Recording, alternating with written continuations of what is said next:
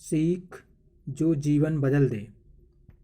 एक राजा था जिसका नाम रामधन था। उनके जीवन में सभी सुख थे। राज्य का काम काज भी ऐशो आराम से चल रहे थे। राजा के नैतिक गुणों के कारण प्रजा भी बहुत प्रसन्न थी, और जिस राज्य में प्रजा खुश रहती है वहाँ की आर्थिक व्यवस्था भी दुरुस्त होती है। इस प्रकार हर क्षेत्र में राज्य का प्रवाह अच्छा था। इतने सुखों के बाद भी राजा दुखी था, क्योंकि उसकी कोई संतान नहीं थी। यह गम राजा को अंदर ही अंदर सताता रहता था। राजा को भी इस बात का बहुत दुख था। वर्षों के बाद राजा की यह मुराद पूरी हुई और उसे एक पुत्र की प्राप्ति हुई। पूरे नगर में कई दिनों तक जश्न मना। नागरिकों को राजमहल में दावत दी गई। राजा की इस खुशी में प्रजा भी झूम रही थी।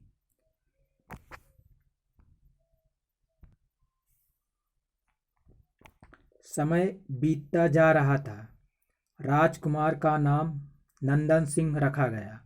पूजा पाठ एवं इंतजार के बाद राजा को संतान प्राप्त हुई थी, इसलिए उसे बड़े लाड प्यार से रखा जाता था। लेकिन अति किसी बात की अच्छी नहीं होती।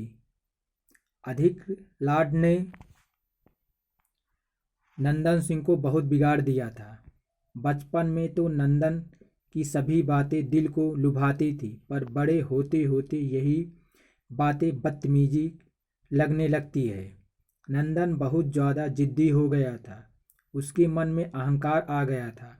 वो चाहता था कि प्रजा सदैव उसकी जय जयकार करे, उसकी प्रशंसा करे। उसकी बात न सुनने पर वो कोलाहल मचा देता था। बेचारे सैनिकों को तो वो पैर की जूती ही समझता था। आए दिन उसका प्रकोप प्रजा पर उतरने लगा था। वो खुद को भगवान के समान पूजता देखता चाहता था। आय तो बहुत कम थी, लेकिन अहम कई गुना बढ़ चुका था। नंदन के इस व्यवहार से सभी बहुत दुखी थे। प्रजा आए दिन दरबार में नंदन की शिकायत लेकर आती थी, जिसके कारण राजा का सिर लज्जा से झुक जाता था। यह एक गंभीर विषय बन चुका था। एक दिन राजा ने सभी खास दरबारियों एवं मंत्रियों की सभा बुलाई और उनसे अपने दिल की बात कही कि वे राजकुमार के इस व्यवहार से अत्यंत दुखी हैं। राजकुमार इस राज्य का भविष्य है। अगर उसका व्यवहार यही रहा तो राज्य की खुशहाली चंद दिनों में ही जाती रहेगी। दरबारी राजा को सांत्वना देते हैं और कहते हैं कि आप हिम्मत रखें, वरना प्रजा निसहाय हो जाएगी। मंत्री ने सुझाव दिया कि राजकुमार को एक उचित मार्गदर्शन एवं सामान्य जीवन के अनुभव की जरूरत है। आप उन्हें गुरु राधा गुप्त के आश्रम भेज दीजिए। सुना है वहाँ से जानवर भी इंसान बनकर निकलता है। यह बात राजा को पसंद आई और उसने नंदन को गुरुजी के आश्रम भेजा। अगले दिन राजा अपने पुत्र के साथ गुरुजी के आश्रम पहुँचे। राजा ने गुरु राधा गुप्त के साथ अकेले में बात की और नंदन के विषय में सारी बातें कही। गुरुजी ने राजा को आश्वस्त किया कि वे अपने पुत्र से मिलेंगे, तब उन्हें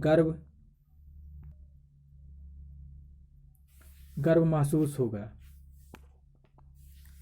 गुरु जी के ऐसे शब्द सुनकर राजा को शांति महसूस हुई और वे सहर्ष अपने पुत्र को आश्रम में छोड़कर राजमहल लौट गए। अगले दिन सुबह गुरु के पास खास चेले द्वारा नंदन को भिक्षा मांगकर खाने को कहा गया, जिसे सुनकर नंदन ने साफ इनकार कर दिया। चेले ने उसे कह दिया कि अगर पेट भरना है तो भिक्षा मांगनी होगी और भिक्षा का समय शाम तक ही है, अन्यथा भूखा रहना पड़ेगा। नंदन ने अपनी अकड़ में चेले की बात नहीं मानी। शाम होते होते उसे भूख लगने लगी, लेकिन उसे खाने को नहीं मिला। दूसरे दिन उसने भिक्षा मांगना शुरू किया। शुरुआत में उसके बोल के कारण उसे कोई भिक्षा नहीं देता था, लेकिन गुरुकुल में सभी के साथ बैठने पर उसे आधा पेट भोजन मिल जाता था। धीरे धीरे उसे मीठे बोल का महत्व समझ आने लगा और करीब 1 महीने बाद नंदन को भरपेट भोजन मिला, जिसके बाद उसके व्यवहार में परिवर्तन आया।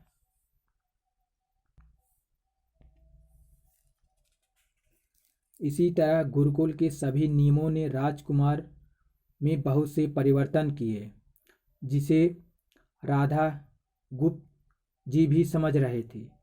एक दिन राधा गुप्त जी ने नंदन को अपने साथ सुबह सवेरे सैर करने पर चलने कहा। दोनों सैर पर निकल गए। रास्ते भर बहुत बातें की। गुरुजी ने नंदन से कहा, तुम बहुत बुद्धिमान हो और तुम में बहुत अधिक ऊर्जा है, जिसका तुम्हें सही दिशा में उपयोग करना आना चाहिए। दोनों चलते चलते एक सुंदर बाग में पहुंच गए, जहां बहुत सुंदर सुंदर फूल थे, जिनसे बाग महक रहा था। गुरुजी ने नंदन को बाग से पूजा के लिए गुलाब के फूल तोड़ने कहा। नंदन झट से सुंदर सुंदर गुलाब तोड़ लिया, अपने गुरु के सामने रख दिया। अब गुरु जी ने उसे नीम के पत्ते तोड़कर लाने कहा। नंदन वो भी ले आया। अब गुरु जी ने उसे एक गुलाब सूंघने दिया और कहा, बताओ कैसा लगता है। नंदन ने गुलाब सूंघा और गुलाब की बहुत तारीफ की। फिर गुरु जी उसे एक नीम के पत्ते चख कर उसके बारे में कहने को कहा। जैसा ही चंदन ने नीम के पत्ते खाए, उसका मुंह कड़वा हो गया। उसने बहुत निंदा की। जतर कतर पीने पानी ढूंढने लगा।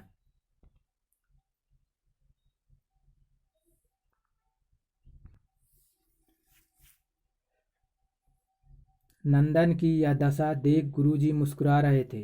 पानी पीने के बाद नंदन को राहत मिली। फिर उसने गुरुजी से हंसने का कारण पूछा। तब गुरुजी ने कहा, जब तुमने गुलाब का फूल सूंघा तो तुम्हें उसकी खुशबू बहुत अच्छी लगी और तुमने उसकी तारीफ की, लेकिन जब तुमने नीम की पत्तियां खाई तो तुम्हें वे कड़वी लगी। तुमने उसे थूक दिया और उसकी निंदा भी की। गुरुजी से नंदन को समझाया कि जिस प्रकार तुम्हें जो अच्छा लगता है तुम उसी की तारीफ करते हो, उसी प्रकार प्रजा भी तुम में गुण होते हैं, जिसमें गुण होते हैं उसकी प्रशंसा करती है। अगर तुम उसके साथ दुर्व्यवहार करोगे और उसे प्रसन्नता की उम्मीद करोगे तो यह कभी दिल से नहीं कर पाएंगे। इस प्रकार जहाँ गुण होते हैं वहाँ प्रसन्नता होती है। नंदन को सभी बातें विस्तार से समझ आ जाती हैं और वे अपने महल लौट जाता है। नंदन में बहुत परिवर्तन आता है और वो बाद में एक सफल राजा बन जाता है।